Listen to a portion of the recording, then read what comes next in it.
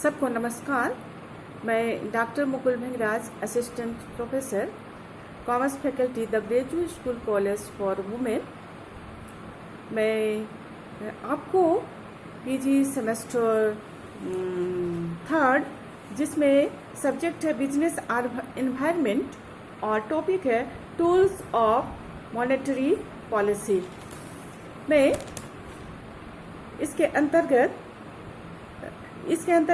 इसके टेक्निक के बारे में उसको बताऊंगी कि मौद्रिक नीति के उपकरण क्या हैं, या इसके बारे में इसकी चर्चा करूंगी। मौद्रिक नीति के उपकरण, tools of monetary policy. Bharat में मौद्रिक नीति की आर्थिक नीति को सहायक माना जाता है।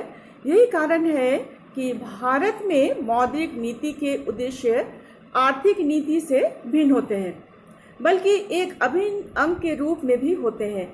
भारत में मौद्रिक नीति का संचालन भारतीय रिजर्व बैंक अर्थात कि केंद्रीय बैंक या बैंकों का बैंक द्वारा किया जाता है। इस प्रकार भारतीय रिजर्व बैंक ही देश का मौद्रिक अधिकारी होता है। भारतीय रिजर्व बैंक द्वारा नियंत्रित मुद्रा विस्तार की गति कंट्रोल्ड मॉनेटरी एक्सपांशन पॉलिसी अपनाई जाती है। इसके अंतर्गत दो बातें निश्चित होती है। नंबर 1, जब अर्थव्यवस्था में स्फीति दबाव पुनः प्रकट होता है तो किसी भी समय तरलता अथवा मुद्रा की पूर्ति अत्यधिक बढ़ने से रोकना, और दूसरा है उत्पादन को बढ़ाने तथा प्रोत्साहन देने के लिए नियमित साख का प्रवाह करना, जिससे आर्थिक वृद्धि की शक्ति को तीव्र करने के लिए अर्थव्यवस्था के विभिन्न क्षेत्रों जैसे कृषि, उद्योग एवं सेवा की आवश्यकता की पूर्ति सुनिश्चित हो सके। भारतीय रिजर्व बैंक के द्वारा वर्ष में 2 बार अप्रैल एवं अक्टूबर में मौद्रिक और ऋण नीति की घोषणा की जाती है। इसके अतिरिक्त रिजर्व बैंक मध्यावधि त्रैमासिक समीक्षा भी करती रहती है। हम लोग देखेंगे कि ये जो है किस प्रकार से इसके टूल्स हैं। मौद्रिक नीति केंद्रीय बैंक द्वारा अपनाए गए साख नियंत्रण संबंधी उपायों से संबंध रखती है, और साख नियंत्रण 2 प्रकार के होते हैं। नंबर 1 है मात्रात्मक अथवा परिमाणात्मक अर्थात कि क्वांटिटेटिव टेक्निक्स या क्वांटिटेटिव टेक्निक्स, जिसको कि हम लोग अप्रत्यक्ष साख नियंत्रण भी इसको हम लोग कर सकते हैं। और दूसरा है आपका क्वालिटेटिव टेक्निक्स, गुणात्मक तकनीक, या इसको हम अप्रत्यक्ष साख नियंत्रण भी कर सकते हैं। भारतीय रिजर्व बैंक मौद्रिक नीति के अंतर्गत साख नियंत्रण विधि के माध्यम से करता है, और इसमें नंबर हम पहला देखेंगे मात्रात्मक अथवा कि परिमाणात्मक विधि, क्वांटिटेटिव टेक्निक्स। इसके अंतर्गत निम्नलिखित बातों के द्वारा इसको नियंत्रित किया जाता है। फर्स्ट आपका बैंक दर, बैंक रेट। नंबर 2, नगद आरक्षित अनुपात, कैश रिजर्व रेशियो, जिसको हम CRR भी कह सकते हैं। नंबर 3, खुले बाजार की क्रियाएं, ओपन मार्केट ऑपरेशन। 4, तरल कोषानुपात में परिवर्तन, changes in liquid fund ratio. 5, repo दर, repo rate. 6, reverse repo rate. 7, वैधानिक तरलता अनुपात, स्टेटरी लिक्विडिटी रेशियो, जिसको कहीं हम SLR भी कह सकते हैं। 8, नगद तरलता अनुपात, कैश लिक्विडिटी रेशियो, CLR। और इसके अंतर्गत जो है तरलता अनुपात के अंतर्गत इसमें निम्नलिखित आएंगे इसके तत्व। नंबर 1 है चयनित साख नियंत्रण, सिलेक्टिव क्रेडिट कंट्रोल। दूसरा है विभिन्न ब्याज दरें तथा कटौती दर, various interest rate and reduction rate.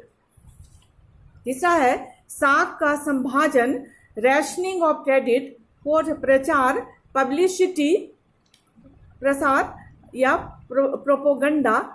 और 5वां प्रत्यक्ष कार्यवाही, डायरेक्ट एक्शन।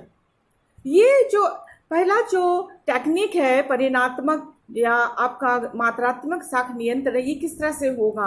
अर्थव्यवस्था के सभी क्षेत्रों में समान रूप से साख के नियंत्रण तथा फैलाव के लिए उठाया गया कदम परिणात्मक नियंत्रण कहलाता है। जैसे यदि बैंक दर में कमी या वृद्धि होती है तो इसका प्रभाव अर्थव्यवस्था के संपूर्ण क्षेत्रों पर पड़ता है। और इस तरह से बैंक फर्स्ट है आपका, इसके अंतर्गत निम्नलिखित विधियां हैं, जिसमें नंबर 1 है बैंक रेट। बैंक दर वह दर है जिस पर केंद्रीय बैंक अपने सदस्य बैंक को ऋण प्रदान करता है और उसके प्रथम श्रेणी अर्थात के विनिमय पत्रों के बिलों की पुनर्कटौती करता है। कुछ देशों में इसे हम कटौती दर भी कहते हैं। बैंक दर में परिवर्तन के द्वारा अर्थव्यवस्था में साख की मात्रा में परिवर्तन किया जाता है। यदि बैंक दर बढ़ाया जाता है तो व्यावसायिक बैंकों को केंद्रीय बैंक से प्राप्त होने वाली ऋण महंगा पड़ता है। परिणाम स्वरूप व्यापारिक बैंक भी अपने ग्राहकों को महंगा ऋण देंगे, जिससे व्यापारी या ग्राहक बैंक से ऋण कम लेंगे। इसलिए अर्थव्यवस्था में साख की मात्रा अपने आप कम हो जाएगी। इसके विपरीत बैंक दर कम करने से साख की मात्रा में वृद्धि होगी। बैंक दर में जो परिवर्तन का प्रभाव है वो इस तरह से होता है। नंबर 1, बैंक दर में परिवर्तन द्वारा साख की मात्रा पर प्रभाव पड़ता है। यदि बैंक दर बढ़ा दिया जाता है तो अर्थव्यवस्था में साख की मात्रा कम हो जाती है। इसके विपरीत यदि बैंक दर घटा दिया जाता है तो अर्थव्यवस्था में साख की मात्रा में वृद्धि हो जाती है। दूसरा है, साख की मात्रा में परिवर्तन होने से वस्तुओं एवं मूल्य भी प्रभावित होता है। बैंक दर में वृद्धि करने से साख की मात्रा में कमी हो जाती है और इसका परिणाम यही होता है कि वस्तुओं और सेवाओं के मूल्य बढ़ जाते हैं और इसके विपरीत बैंक दर कम होने से साख की मात्रा में वृद्धि हो जाती है, जिससे वस्तुओं एवं सेवाओं के मूल्य कम हो जाते हैं। तीसरा है, बैंक दर में परिवर्तन द्वारा विदेशी पूंजी के विनियोग की मात्रा पर भी प्रभाव पड़ता है। बैंक दर में वृद्धि होने से पूंजी पर लाभ और ब्याज की मात्रा बढ़ने से विदेशी पूंजी का आगमन बढ़ जाता है। इसके विपरीत ब्याज दर कम करने से विदेशी पूंजी जो है हतोत्साहित होती है।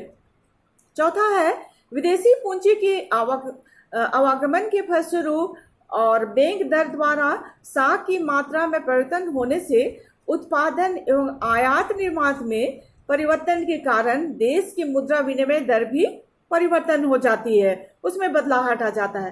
पांचवा ये है, बैंक दर में परिवर्तन होने से देश की चलन में मुद्रा भी प्रचलित होती है।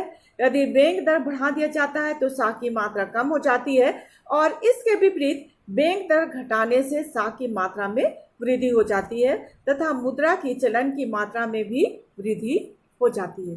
तो इस तरह से ये बैंक दर में परिवर्तन होने से इस पर क्या प्रभाव पड़ते हैं। अब हम इसके दूसरे लेक्चर में हम लोग उसको देखेंगे कि इसका दूसरा पॉइंट क्या है।